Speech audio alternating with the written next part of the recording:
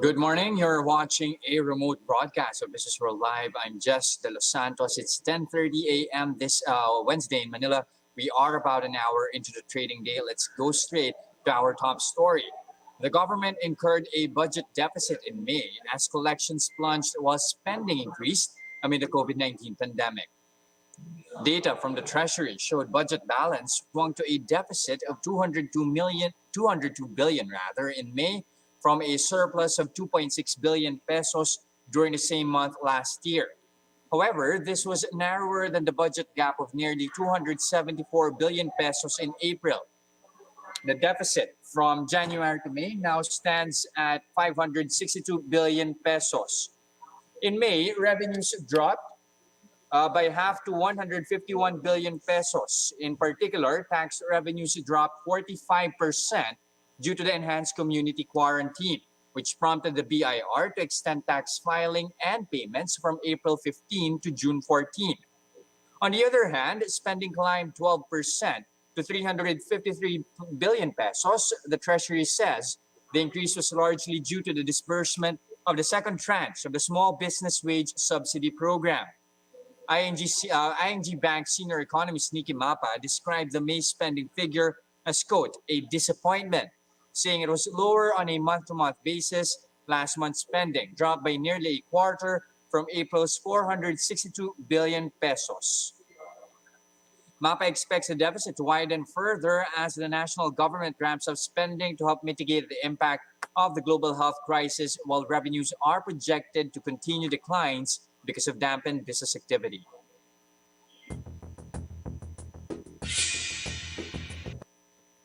All right, let's have a check at how local shares are doing at the start of Hump Day Wednesday here, and things not faring well here for the local bourse.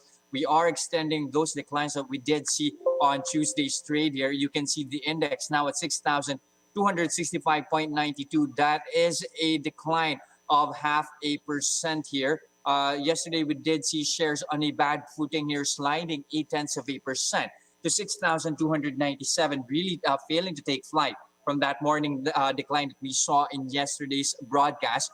According to Luis Limblingan of Regina Capital, the optimism over the local economy's recovery is being offset by a spike in cases globally, including that of the U.S. Recall, of course, that cases worldwide have already topped 9 million. At the same time, there are records being set as well domestically, and that, according to Darren Pangan of Teamson Securities, led to investors being more cautious. In fact, investors were picking on second and third liners as they speculate which sectors will be least affected. Add to that, the trade relations between China and the U.S. is growing more uncertain by the day.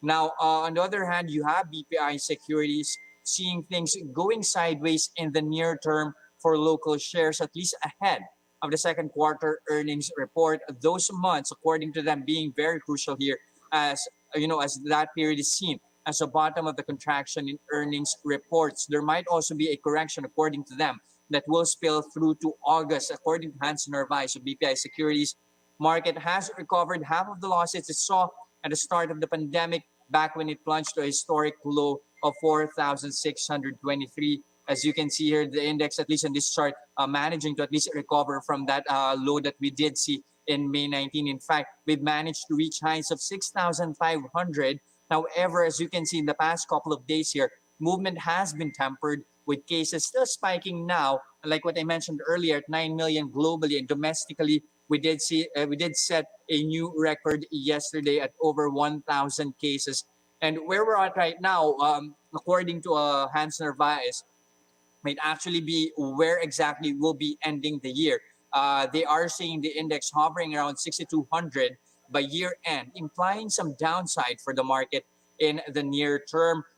They are recommending for stock picks more resilient sectors like those from the manufacturing, the retail space, as well as in telco. Specific stock picks here for BPI Securities would have to be Century Pacific Food, Pure Gold, and PLDT. Speaking of which, let's have a look at our leaders and laggards here. Some of those stock picks that mentioned by BPI Securities, in fact, are our best performers, at least year to date. You have PLDT still leading the pack here in terms of gainers so far for the year. They are up 25.71% year to date. Pure Gold likewise also in the gaining momentum here, up 13%. Now let's try to see, however, how stocks are faring for the day. Let me just refresh this for a bit here. You'd see here Metro Pacific still leading in gains here. They are up 2.6%. Also worth noting here is that First Gen, as you can see here, is edging higher. They are up 2.1%. That's after the offer from Singapore's Valorous to buy as much as a 9% stake is set to close today. That is Wednesday. Stock has been up as much as 22% since that offer was made back in May. Again, First Gen, one of our early gainers, at least they are up 2.1%. Also, you have other gainers here, the likes of JG Summit, up 1.75%. However, in the losing spectrum, you have a Meralco in the red here, down 1.9%, as well as a Boitis Equity Ventures, which is now down 1.8%. But I want to focus first on one of our big lenders here, BDO, as you can see, starting the day in the red, down 0.7%. That's despite them, buying out Nomura's stake in their joint venture, BDO Nomura Securities. As it stands, you have BDO currently having a 51% share, while Nomura holds the remaining 49%. Now, the lender wants to consolidate its brokerage unit into BDO Securities Corporation. That's being reorganized as well into a full-service brokerage firm. The JV, just to give you an idea, started in January 2016, but was launched in October that year. Again, BDO, we did see the stock losing yesterday as much of shedding as much as 3.75%. They are continuing those losses. They are now down 0.7%. Now let's move forward to one other lender here. That's East West Bank. Still on acquisitions here. According to them, they are denying speculations that they will be sold to another lender. According to FDC CEO Josephine Gotanon Yap, FDC being, of course, East West parent unit. According to them, they are not in any discussion, nor do they plan to sell East West Bank. East West Bank, according to them, is one of the pillars of FDC. Considering as well that the performance has been consistently high and that they are well positioned for growth. According to East West Bank CEO Antonio Moncupa, local and foreign investors have been expressing interest on the lender. According to them, that speaks of East West Bank's unique business model and high profitability. But according to him, it's a no for now, as East West Bank can still be optimized as an independent company. After those clarifications, we did see East West Bank's movement yesterday. They were down 0.6%. Unfortunately, if you try to take a look at this chart right here, East West Bank being represented by the orange line here, the stock is still down. They are now priced at 7 pesos and 70 centavos a piece. Now, also on this chart, you see here how PNB is performing at the moment. They are down 0.5% to 21 pesos a piece. That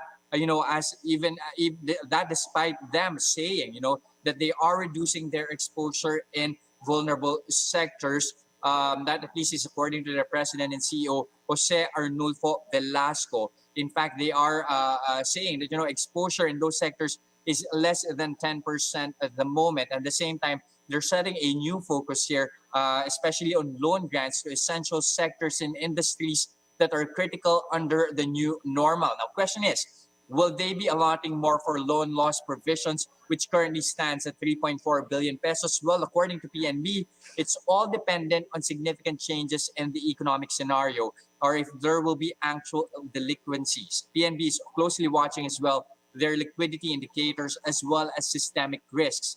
PNB, the lender, is also fast-tracking digital initiatives as social distancing boosted needs for online banking. In fact, they're saying that back in May, they managed to at least come up with 3.1 million transactions. That is up 25% month on month. Again, looking at how the stock is performing, they are still down. They are now down 0.25%, priced at 21 pesos and 05 centavos a piece. And then lastly, We did see one of the losers earlier, Avoidance Equity Ventures here. Now, the company has been crippled as well by the crisis. They are, in fact, letting go of some employees by July 31st. According to them, they are going to hand them a substantial separation packages. According to them, it's difficult, but it had to be done. In fact, especially since you have several units of the Avoidance Group reporting losses, at least in the first quarter. You have first quarter net income for Avoidance Equity Ventures already down 42% to 2 billion pesos, as well as in Avoidance Power, in which they reported a net income for the first 3 months to be down by 43% to 1.6 billion pesos. Looking at how the stock is performing, at least at the start of Wednesday's trade, they are down 1.8% to 47 pesos and 30 centavos, pretty much joining the sell-off that we are seeing across the local bourse.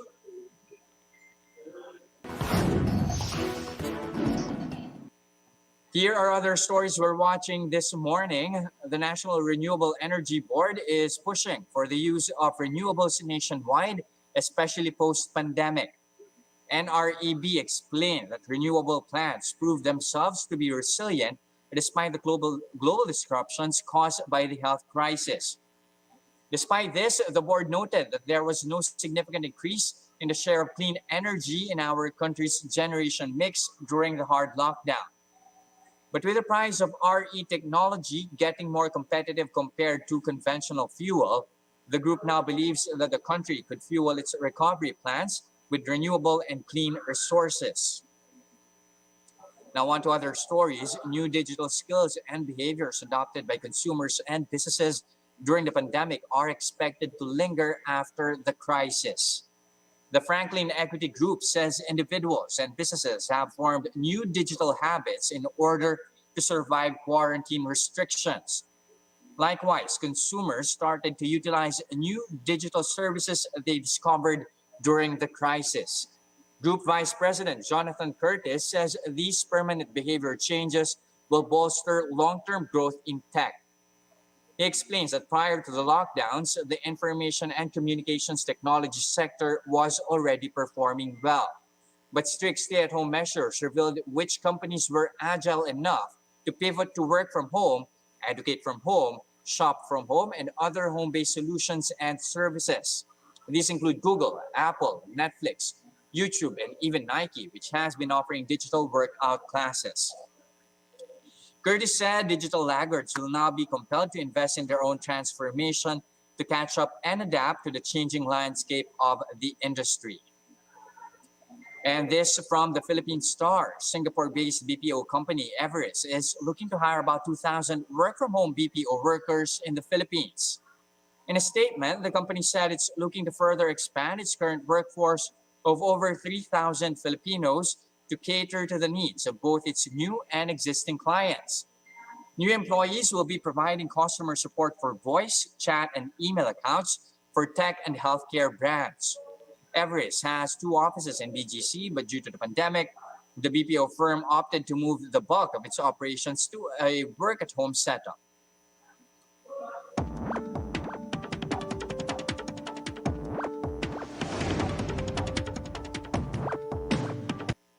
Now, one of the sectors which had to quickly make its transition to the work-from-home setup is the BPO sector. The move required the transfer as well of enterprise-grade communications for that remote setup. To discuss that, we have Sammy Amos, Vice President for East Asia and the Pacific of Avaya Holdings Corporation. Good morning, Sammy. Great to have you here with us on the show.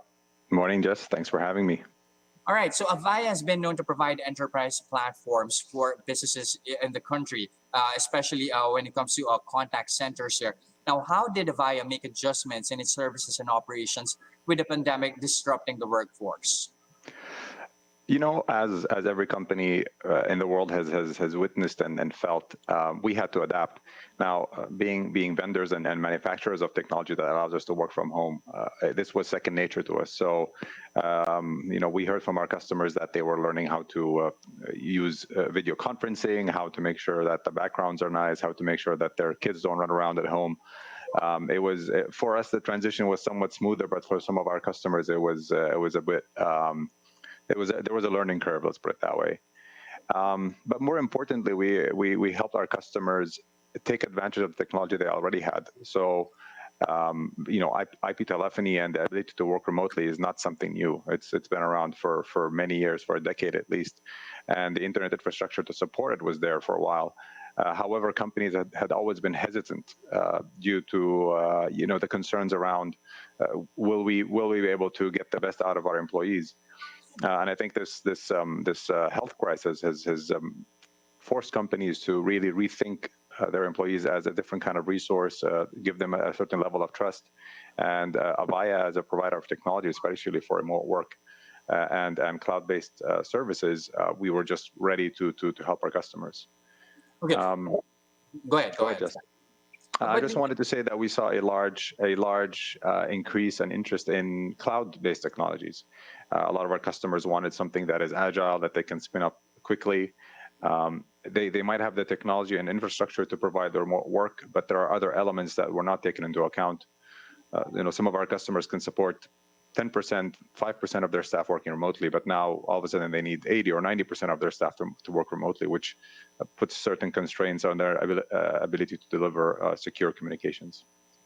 But do you think that would be an ideal setup at this stage to actually ramp up that work from home capability to, like what you said, some companies even requiring 80% of their workforce to actually work from home? Can you repeat that question? What was your question? Is that an ideal setup at this stage for companies to actually? Is it an ideal setup? Work from home operation? In some cases, we don't really have a choice. And I don't think there's any company that's willing to sacrifice the health of its employees to make sure that they come to the office. What we found is that a lot of employees actually have become more productive while working from home. There's less of a commute. You know how it can be in Manila. You can spend hours in traffic. That no longer takes place. Lunch breaks, believe it or not, tend to be shorter. Employees find that the flexibility of working certain hours that might not have suited them in the office makes them more productive. So you can wake up early, do some work, spend some time with your kids when they wake up, go back to bed. Go back to work when your kids are napping. So that flexibility actually does make employees a bit more flexible. Mm-hmm. So we find that, and we expect that, similar to the conversation that you were just having, that these changes in working remotely and the flexibility will linger after any restrictions are lifted from governments. Mm-hmm. So do you think as well it's providing home-based solutions is going to be at least a track that Avaya more or less is going to focus on as well in the near future? 100%. And I'll just give you an example. When the crisis first started a couple of months ago, we offered free work from home licenses for 90 days for both agents and for employees who just want to use collaboration tools. And most of our customers took us up on that offer, and now a lot of them are converting those licenses to full-time permanent licenses. Whether it's on cloud or subscription. But the fact of the matter is they see a long-term demand for working remotely and allowing agents to work from where they want. Another thing that came into play, and specifically around agents, is that they're finding an untapped resource, which is things like stay-at-home mothers or people who can only work 4 hours a day, who wouldn't typically be a candidate for a contact center agent, is now becoming a potential employee. So there's this additional pool of resources that has become available to companies because they can work remotely. Okay, at least in a way that at least widens employment opportunities. But at the same time, one primary concern when it comes to this hybrid model of doing work, data privacy. How do you ensure security in terms in that regard? Yeah, that's a good question. So there's the basics. So another thing that found a lot of increased adoption is things like a session border controller, which is just a way to secure your voice traffic, and to make sure that the calls are encrypted and no one can sniff them. What we found is demand for things like, can I monitor my employees while they're working? Can I ensure that when they log in that they can only use that data and it doesn't leak elsewhere? A lot of companies actually issued company laptops, so They didn't allow employees to use their own laptops. They issued their own, the company issued laptops, which already have some security and encryption software built in to make sure that the data stays where it needs to stay and it doesn't get leaked. Disable USB ports, practices that really lock down the data. But this balance of flexibility and security, I think, will be something that is top of mind for most CIOs and technology leaders in companies. You can't have one without the other. You have to make peace with the fact that in some cases you will have to trust your employee and trust that they do best practices, even if they're working from home, and make sure that your internal processes are well aligned with the requirements of security. But I guess that would be an easy investment to make, at least for the big players here, for the big companies. But what about the small time players here? Are there tools available for them to actually make use of in order to ensure data privacy, even as they make that huge shift to digital transformation?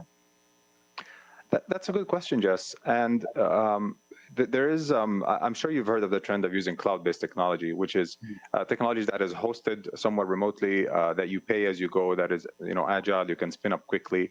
And that technology actually allows a company of almost any scale to take advantage of security, ability to spin up quickly, pay as you go, regardless of your size. And that has driven a big part of the increase in cloud adoption that we're seeing in the region. So it's not just the big players, and in fact, the big players might find cloud as an interesting technology, but it could be a stage 2 or stage 3.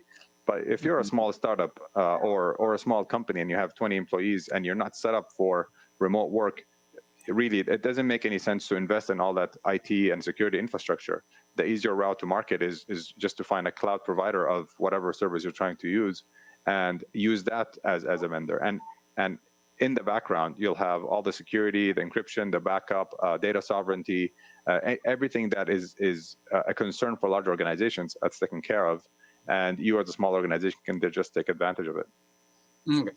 At the same time, let's be more specific as well as to how the situation panned out, at least here for the Philippines. One common problem that we've heard from BPO employees in the work from home setup is internet connection. The Philippines, of course, still lagging in that regard. At the same time, for a period of time during quarantine measures, there wasn't stable power supply. So how much of a setback were those things? At the same time, how do you make that digital transformation given these setbacks? This is a challenge that many countries, not just the Philippines, are grappling with. It's not unique to the Philippines. In fact, your neighbors, Indonesia, suffer from the same challenges. Internet infrastructure is not good enough. Laptops. A lot of employees don't own laptops because they do everything on their phones. Power. It's not just unique to the Philippines. It's more of a global issue. And that really, for a while, we take, as human beings, we take the availability of technology and services for granted. We just say, this is how it is, this is work. And I think this crisis has forced everyone to reevaluate. Do we have the right infrastructure? Are we doing the right things for our economy? If I look at the case in the Philippines, I think there was, there is the internet infrastructure, but that's focused on serving the BPOs to serve their customers abroad. And now I think there will be a reimagining of, okay, if this working from home is a long-term trend, or if BPOs decide to adopt it as a full-time strategy to enlarge their employee pool, is internet infrastructure sufficient? The answer might be no. So there will be some investments in infrastructure. Power, again, it might be secondary. If you're away from home during the day and the power goes down for an hour or two, it's okay. You come back. It's not the end of the world. But if you're working from home power is like a company power. It has to be up. It has to be reliable. So I think it's going to force governments and telco providers to rethink their priorities and start thinking of their economies more holistically, not just our companies are okay, but our retail is not, or our home is not. Everything has to work together if we're going to emerge from this ready for the growth that will eventually follow. Okay, but given that given the status quo, given that these setbacks are still present, and while we await those solutions here, do you think that a hybrid model of work would be ideal at the moment, wherein you have a certain percent of the workforce working from home. At the same time, you have a pool of people coming to their office physically. This is actually this model of work is something that some countries I think will use for the long term, even after the crisis point is reached. So let's say we flatten the curve and the cases are dropping in any country. And this also applies again to other countries, not just the Philippines. What will happen is sort of as you mentioned, a hybrid mode where you have teams that are employees that split their teams into 2 or 3 teams, and at any one time only 1 or 2 of those teams come to the office. And it's both to reduce the reliance on infrastructure that might not be very reliable, but it's also to reduce the chance that if one of the teams there's a spread of the virus in those teams, the other teams are isolated, and we can protect the rest of the workforce, both from a health point of view, but also from a productivity point of view. I mean, this A, B, or ABC team concepts will come into play. And I mean, if the infrastructure doesn't support it, then the companies will need to become creative in how they do it. Maybe they spread their employees across multiple sites with enterprise-grade connectivity. There's a lot that they can do in terms of spreading the risk across multiple offices. All right. Now, lastly here, Sammy, how has the pandemic affected the country's adoption of cloud contact center solutions, and how do we fare compared to our neighbors? The Philippines is interesting because such a big part of your economy relies on BPOs and the business that comes from there. And that segment of the market, believe it or not, is not one of the early adopters of cloud. And the reason is, if you think of a BPO, they have their own infrastructure. They serve customers that have their own infrastructure. And there is some work involved in connecting the two to make sure that the service is seamless. So introducing a cloud infrastructure, which is a third leg in a triangle, makes things a bit more complicated for them. I think what we're seeing in the BPO space is more interest in private cloud, which is I maintain all my equipment on premise. It's my own, but I pay as I go. There's a managed service element, so I kind of get the best of both worlds. This is a technology hybrid-based approach to cloud adoption. I think what we're seeing is a lot more interest coming from the telcos to provide a cloud service to their end customers. So there is a lot of interest in cloud. Like I said, the agility part of it is very important. The ability to spin up quickly, pay as you go, so that you can adapt to spikes in traffic, and then spin down when you don't need it anymore. So it's pushing in multiple directions, and multiple flavors of cloud are being adopted. Some towards subscription, some towards private cloud, some towards public cloud that is telco based. Yeah, I mean, the future is looking bright for cloud-based technology. All right, increasing cloud for cloud services as the pandemic drags on. Thank you very much, Sammy Amos, Vice President for your time, Jes. Pacific of Avaya Holdings Corporation.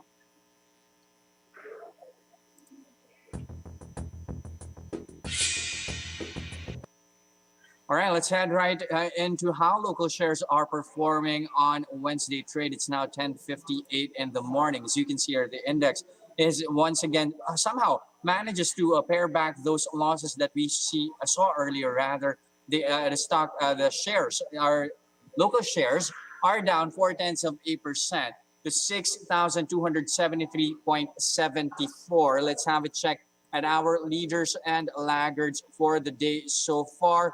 Let us just refresh this for a bit here. You have FGen still leading the pack here. They are up 2.1%. Again, we have to take note. The stock is rising. This, as their valorous offer is set to end today. Again, that's a 9% stake from Singapore's Valorous to buying as much as a 9% stake. Again, FGen rising by as much as 2%. Let's head on to other stocks here we're watching. Let's head right to Chelsea Logistics. You have the stock swinging to a net loss in the first 3 months of the year. They did report a net loss of 345 million pesos, with revenue looking flat as well at 1.6 billion pesos. That's a spike for first quarter, normally being a peak season for the stock. But of course, lots of things happened in the first 3 months of the year. You have the Al eruption at the same time. Community quarantines being enforced across the country here. Um, uh, but you see, shipping business still for the stock showed a marked improvement, revenue soaring 39%. And amid that net loss report here, you have the stock here, at least starting the day on a decline here. They are down 2 3/10% to 3 pesos and 83 centavos a piece. Let's head on right over to one property player, that's Cebu Land Masters. They seem to be holding up quite well amid the pandemic. Reservation sales, according to them, is up 20% to 6.2 billion pesos. Some properties even selling out this month, like the ones in Cagayan de Oro. According to them as well, take-up is good in their developments in Mandaue and Iloilo. However, as you can see here, the stock is still flat at the moment. They are priced at 4 pesos and 20 centavos a piece. Again, the local index now on a decline. It is down 0.4% to 6,271. And that wraps up our first look into business day this Wednesday, June 24, 2020. Catch us again tomorrow at 10:30 a.m. I'm Jes Delos Santos. We are One News.